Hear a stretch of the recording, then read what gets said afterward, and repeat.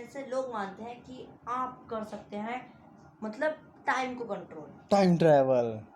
नहीं आप गलत आ गए। अच्छा ठीक है हाँ। तो चल आप तो उसी करते वे हैं में रहा। हाँ, तो आप कर सकते हैं टाइम को कंट्रोल। ऐसे ही सब डायमेंशन का अलग अलग रहता है कि उस डायमेंशन में जाके आप ये कर सकते हैं ये, लेकिन ये हमारे पास थ्योरी है, अब हमें इस बारे में कुछ सही से तो पता नहीं है।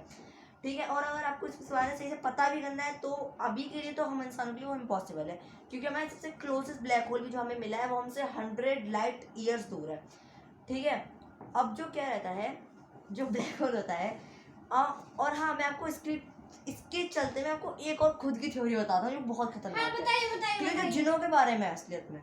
ठीक है, तो क्या हुआ था जब अल्लाह ताला ने पूछा था जिनों से कि तुम मतलब एक विश पूछी थी, बस एक विश पूछी थी, ठीक है, कि तुम क्या चाहते हो।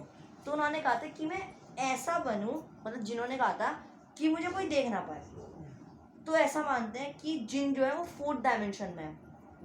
ठीक है, 4th डायमेंशन मैंने आपको बताया क्योंकि 2nd डायमेंशन के जो लोग हैं वो हमें नहीं देख सकते क्योंकि हम 3rd डायमेंशन में। मैंने आपको बताया डायमेंशन कैसी है, जो 1st dimension plane line, 2nd dimension बस ऐसे ऐसे साइड रहेगी उसमें, और 3rd डायमेंशन से खुली हुई जिसमें हम हैं।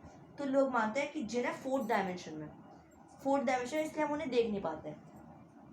मतलब ये एक थ्योरी की जिन 4th डायमेंशन, ये मेरी खुद की थ्योरी है कि ऐसा पॉसिबल है क्योंकि मतलब वो गायब है, तो थोड़ा बहुत तो इसमें लॉजिक आना पड़ेगा।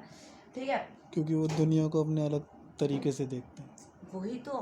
ठीक है, और इसलिए वो गायब है हमसे, और इसलिए वो अपनी मर्जी से हमारे सामने भी आ सकते हैं क्योंकि वो 4th डायमेंशन में। 2nd डायमेंशन वाले वही होंगे जो दूसरे प्लेनेट पे होंगे। हाँ, और अगर आपको मैं एक और चीज़ बताता हूँ, देखिए अब ये वाली बात है टाइम के बारे में। ठीक है, तो ये चीज़ रियल है कि अगर आप किसी मतलब बड़े स्टार के पास जाएंगे अपने स्पेसशिप से, तो उधर का टाइम बहुत जल्दी आएगा अर्थ के टाइम, मतलब बहुत लेट जाएगा अर्थ के टाइम के हिसाब से। मतलब अर्थ के 60 70 80 साल रहेंगे, उधर का 1-2 मिनट हुए होंगे जितना वो होगा भारी।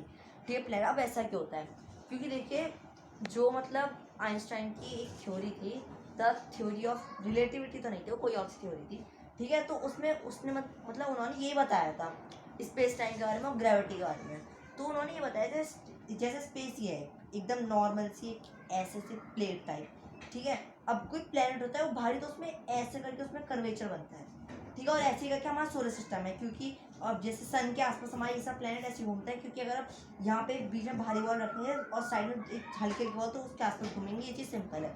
ठीक है, तो ऐसे ही माना जाता है कि हम अपनी नॉर्मल स्पेसशिप से जा रहे होंगे, उसका जितना कर्वेचर होगा, ये मेरी खुद की थ्योरी है, उसका जितना कर्वेचर होगा, ठीक है, हम उतना ही झुकेंगे, और हम जितना झुकेंगे उतना ही उस लाइट वाले प्लेनेट के हिसाब से हम ज़्यादा ट्रैवल करेंगे, और हमारे लिए वो टाइम वैसे ही रहेगा। क्योंकि ये देखिए अगर हम नॉर्मली स्पीड में आते तो हम इस तरीके से यूँ करके चले जाते हैं, लेकिन उस कर्वेचर की वजह से हम यूँ करके नीचे से जा रहे हैं। ठीक है, और अगर हम हमारे प्लेनेट से आते हैं तो हम ऐसे आते हैं। तो ये चीज़ थोड़ी समझने वाली है। ठीक है, तो अगर आप इसमें गौर लगा के सोचें तो फिर हम नॉर्मली जाते हैं तो मान लीजिए हम यहाँ से गुजर जाते हैं 1 लाइट ईयर में।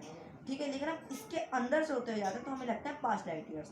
और अगर हम उसकी बात करें हमारे अर्थ के टाइम के हिसाब से, तो इसलिए वो टाइम इसलिए इतनी जल्दी आता है क्योंकि हम उस टाइम अपने नॉर्मल स्पीड में होते हैं, क्योंकि हम उस टाइम को जी रहे होते हैं। ठीक है, लेकिन जो अर्थ वाले लोग हैं वो अभी इस स्लो टाइम को मतलब उस फास्ट टाइम को जी रहे हैं। ठीक है, आप भी बस समझ रही हैं, बहुत ईजी है समझना। ठीक है, अब फिर मैं आपको अपनी 2-3 वही और एक थ्योरी गड्ढे के बता अंदर सकता से गुजर के जब गए और एक ऊपर से निकले गए।